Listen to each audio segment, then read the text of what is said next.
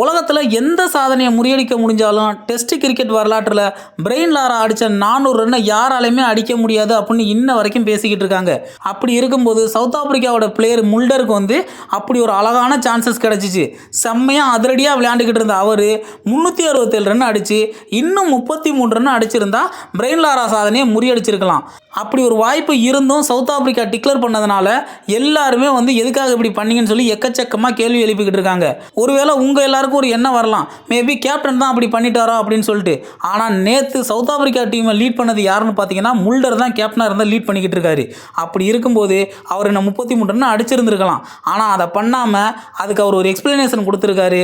அது என்னன்னு பார்த்தீங்கன்னா, லாராவோட 400 ரன்னுங்கிறது மகத்தான சாதனை. அந்த சாதனையை நான் முறியடிக்க விரும்பலை.